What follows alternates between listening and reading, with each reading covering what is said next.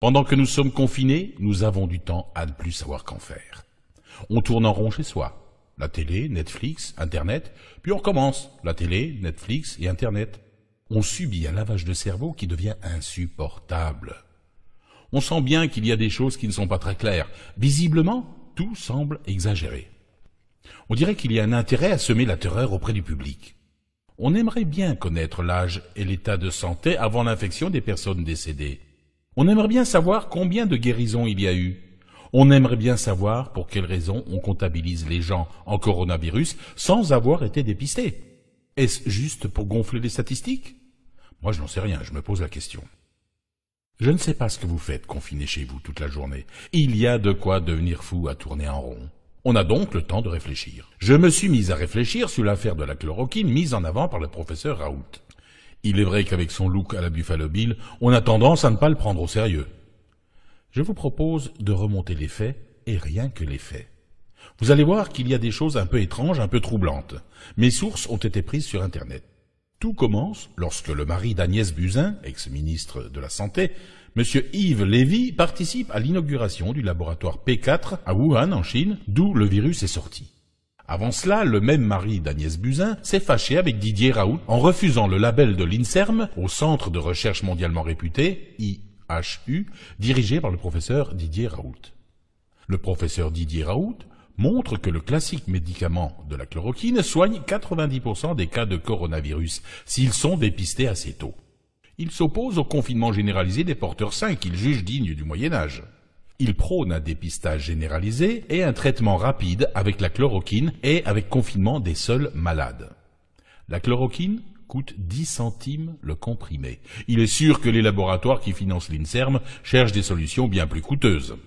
En octobre 2019, il faut savoir que M. Lévy, président de l'INSERM et mari de la ministre, a révoqué le statut de fondation des IHU pour reprendre le contrôle de leurs recherches.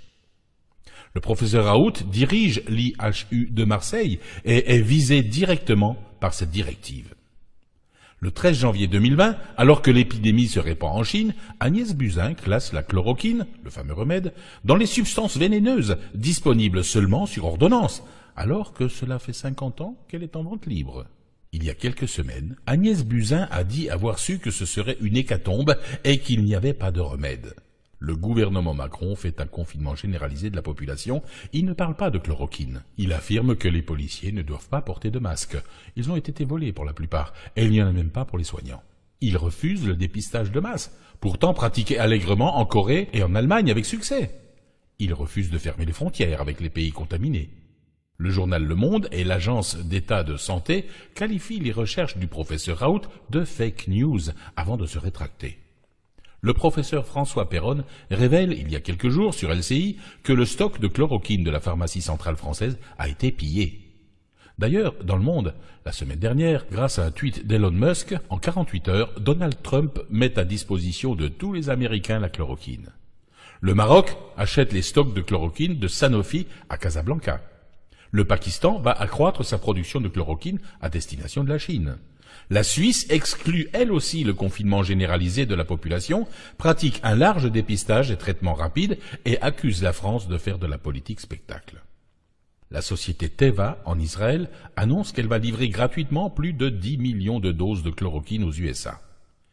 Estrosi, soigné lui-même à la chloroquine, sans réponse du gouvernement, a appelé directement Sanofi pour qu'il livre la chloroquine aux hôpitaux de Nice. Sous le lobbying intensif du professeur Raoult, un test à grande échelle de la chloroquine a commencé finalement en France, sous la direction de l'INSERM, qui veut refaire les expérimentations dans d'autres centres médicaux indépendants, ce qui prendra 6 semaines de plus.